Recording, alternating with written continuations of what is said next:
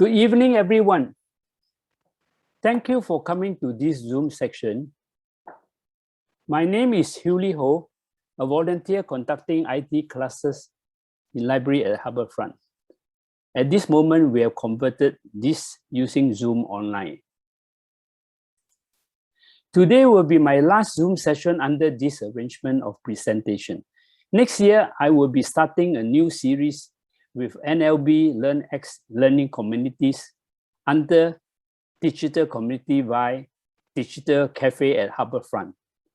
For more details, you can visit NLB website or my blog itforseniors.wordpress.com, or you can type the web address on this. You will have more details on my revised arrangement. Today's notes on these two apps are in the blog. If you are interested in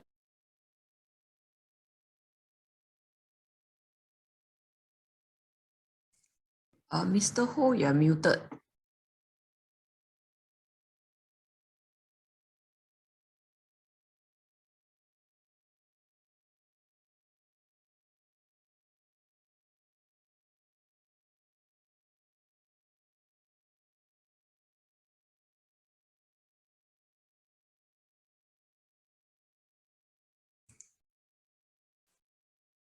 Sorry, all, please hold on for a while.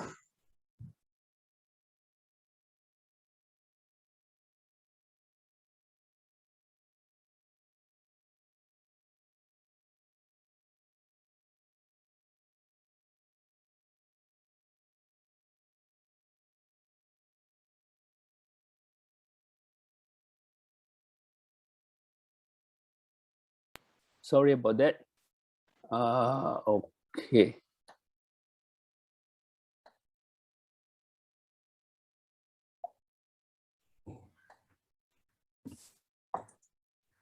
Now is it okay?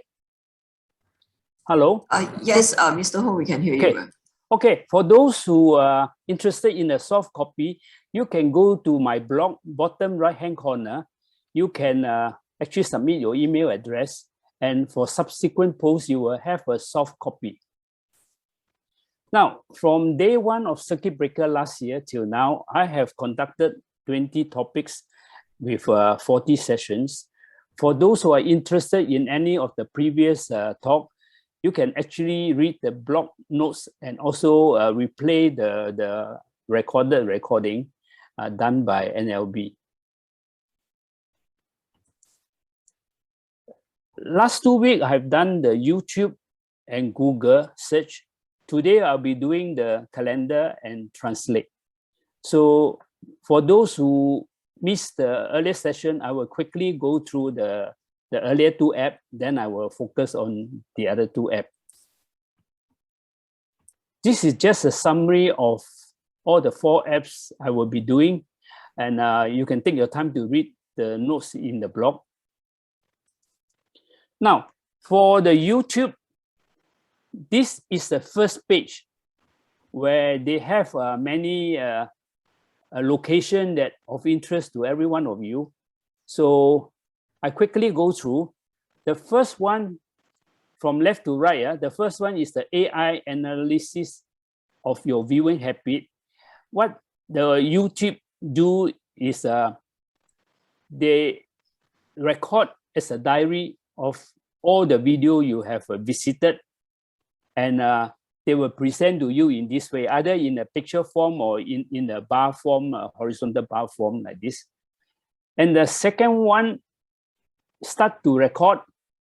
That one is if you have a YouTube account, you have to turn on or switch, log on to the account, then you can upload your video, and you must have your video completed in your desktop or laptop.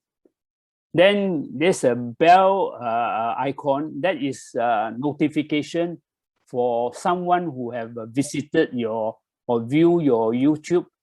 Either they give some comments or they like or dislike your video. So all those you can check on the notification.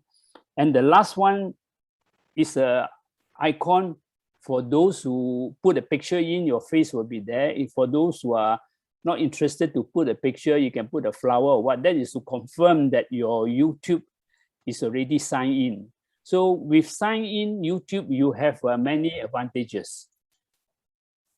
One of the advantage is you see the word share down there. You can share your live video with your friend, and you can also save the video for future reviewing if you want to.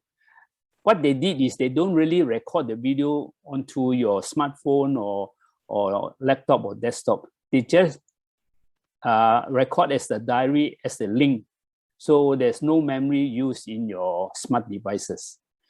And another way you can tell your friend that you have viewed the video you like is the top circle red. That is the actual URL address. They are case sensitive. Copy them correctly, or you can use the Word document, copy and paste also can. That's how you can tell your friends the videos that you like and share with them. This is the way to save and share, to save your video into your diary. And normally, favorite is the right choice for you to keep the link as a history of your viewership. The next app is a Google search. Google search app, you have to understand there are two horizontal bars on this start page. The top white horizontal bar is actually meant for URL, web address bar. The middle white horizontal bar is meant for search bar, where you type in your keyword. And to further qualify your keyword, you have to put a separation, a comma in between. That's how you do it. Google also have one feature called images.google.com. If you go to this website, they will have you can say connect your smartphone camera, and you can scan the picture. And this is called a image search. What they do is, if the image is famous, they will tell you where this image comes from. So this also another good features. Now, if you come to the Google page, where you type google.com.sg, you will notice there are 9 dots on the start page. There are 9 dots on the start page, and also a quick link to a Google account. So you click the 9 dots, you will see all those, what should I say, popular icons. And you can choose a YouTube, calendar, or whatever you want.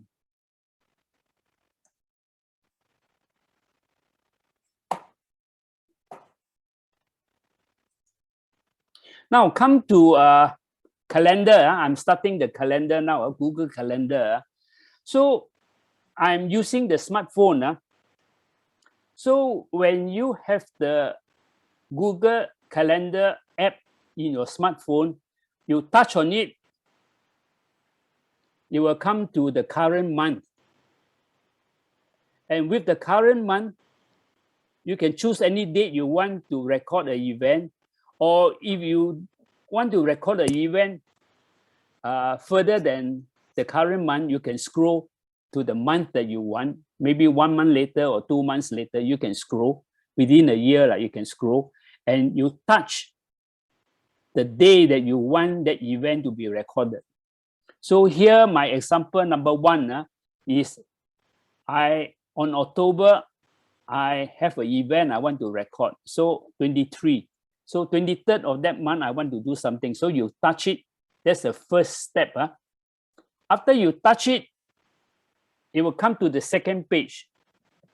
And the second page, you touch the plus sign. The plus sign means you want to add an event to your calendar. That is the computer logic we're talking about. First, you select the date Then you tell the computer you want to add an event. That's why you press the plus. Then after pressing the event, here also got some choices. You touch the event icon. That's the third step. After you touch the event icon, then you'll come out with a blank on top, one blank line for you to write anything you want. So here's just an example. All right, lunch with John. You can write anything you want. Okay, so that is what you have written, lunch with John. That is the event you want to record. And next, you can scroll and change the time by scrolling the time bar. So you can say, I promise to meet John at 1 p.m. And roughly how long the event will last, you can also change. Okay, so I think 1 hour we can take our lunch. So I choose 2 p.m. So I repeat again. Once you choose the right date, you add an event, and you tell the computer you want to have an event, then the page will come out, and you write down what type of event you're talking about, then what time you're talking about. Then after that, come to 5. 5, the default color is gray. Why they give you a color for the event is because your calendar may have different features or different function. Like for me, grandfather duty is one color. Medical appointment is another color. Meeting friends, another color. That is how you can choose. So the default color, you can choose any color you want. Afterwards, when you see the summary, you will know what I mean. The next page is a summary. So number 5 is to choose the color you want for that particular event. Then after everything is done, you will see that your calendar will have multicolor. So you know yourself, red is stand for what, orange is stand for what. So that is how you record your event. After that is done, normally 1 or 2 days before the event, the Google Calendar will send an email, a Gmail to your account to remind you. That's one thing good about this calendar. It will remind you that you have this event. So this is also a good feature. So if you miss out any step or don't know anything, you can ask me during Q&A. So now, Google Calendar, you also can share the event with your friend. And also, you can add another person to have access to your calendar. Like for me in the past, not now lah, now all my grandchildren big already.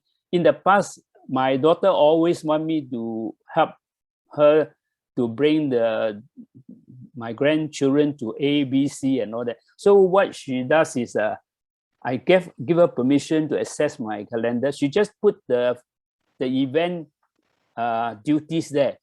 So once I read it, if I can do it, I will leave it there and they will remind me, then I will know what to do. And to do that, you have to use the laptop or desktop to configure it. Smartphone is a bit difficult to configure that. I think next page, next slide, I will have the details for you. So this one is, if you have an event that you involve more than one person, you can add the person to the event. Like in this one is a photo walk, you can add in. All this, that means if you are the one who create the event, you will consider as the leader or the originator of that event, and all the other members will receive a yes, no, maybe reply to feedback to you whether they can join your event. You have to try out in order to understand this. So these are some of the steps to go for sharing an event. And as I said, to do this is good to do on a laptop or desktop. And this is the way to go about it. I think it starts with the setting. Calendar, click setting, then number 2 setting, then select calendar to share, then select who you want to share with, technically you write down the email address.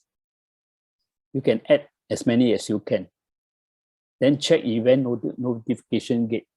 So these are the steps. You have to try it to understand it. But all these are in the notes, in the blog notes. Okay, I have finished the calendar. Now I go to translate. When you download the Google Translate, on the left-hand side, that is the first start page you will have. And you notice the first start page, there are many icons. Technically, what Google is giving you is there are many ways to input the language you want to translate. So first of all, here I have English to Chinese. Means I am typing English and I expect Google to translate Chinese for me.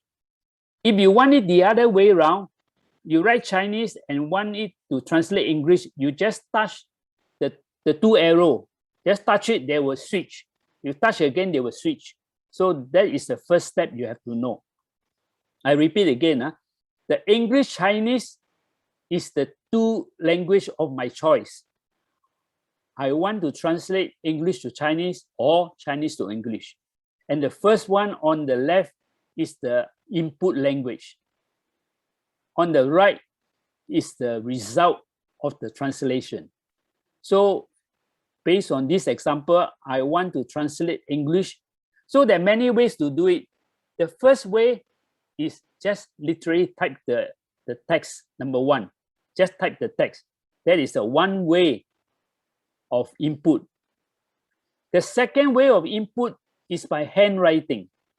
Once you touch the pen, bottom will give you one white square and you can just write. This is good when you translate Chinese to English. You actually write your Chinese character, then they'll translate English to you. Because English, I think most of us can type the English because our keypad is mainly configured to English language. So the pen mood is good when you are writing Chinese. So that's number two.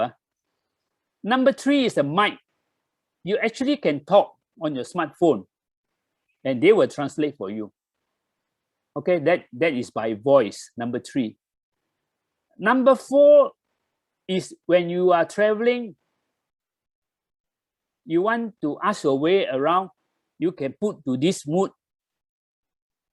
No, sorry. Number three is transcribe. Transcribe.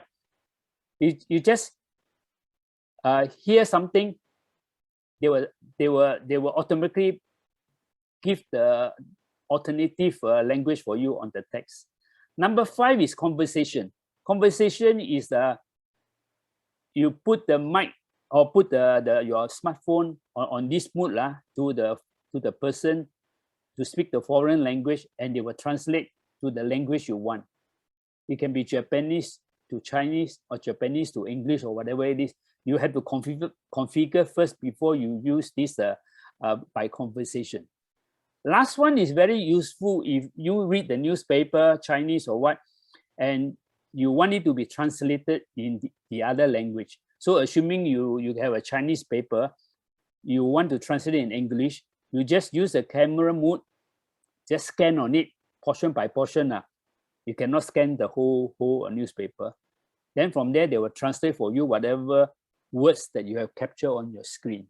So these are the 6 methods of input for the translation. Afterwards, I try to demonstrate this for you.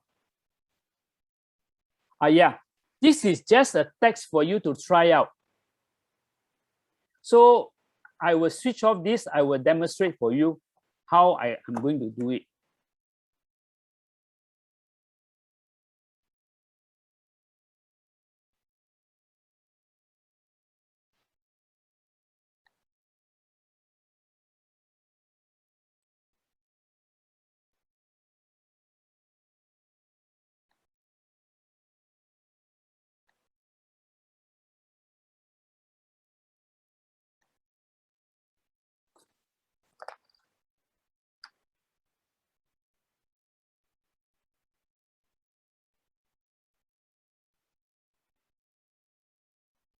Okay, now I'm going to the translate icon. This is a translate icon. So I clear all this first. So now I clear everything. I'm on the standby mode. So I have the same text I showed you just now in English. So I'm translate the text in English to Chinese. So what I do, I press the camera mode. The camera mode is this one. I press it.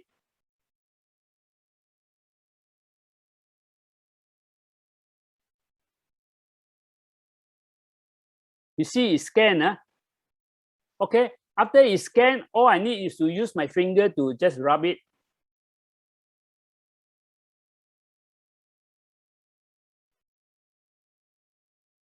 And I select all.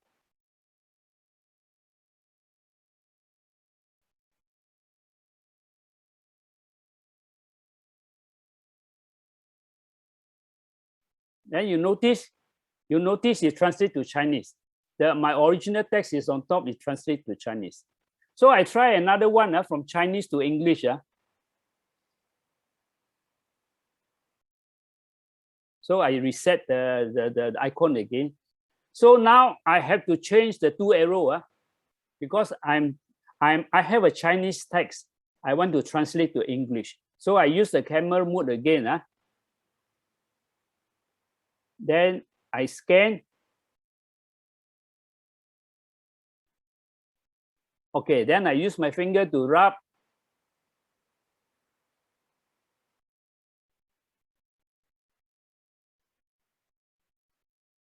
Then I accept it. And you notice the English translation is behind. You can check my text in the blog compared to what Google give you.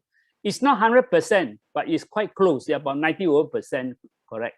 So you notice if you want to translate Chinese to English, you must have the Chinese on the left-hand side, the English on the right-hand side. So your text is Chinese text. And you do like that, you will be able to do it. You can ask me more if you want to afterwards.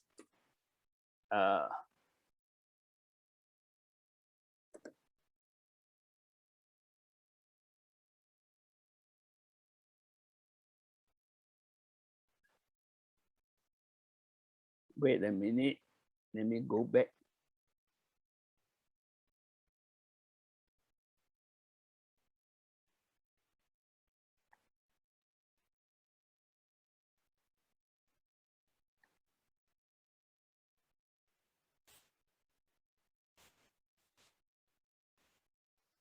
Okay, I think this one I explained to you earlier on. So this is my next year's arrangement of presenting or sharing with you IT and other things. So the session actually is now out for registration. Session 1 is every second Saturday of the month. This is a physical session, 2 hours in Harbourfront Library. I think at the present moment, because of COVID, they only can accept about 20% because of social distancing. And for those who miss this session, there's a backup on session 2 that is on every first Thursday of the month. These two events already out for registration. You can start registering under the Eventbrite website.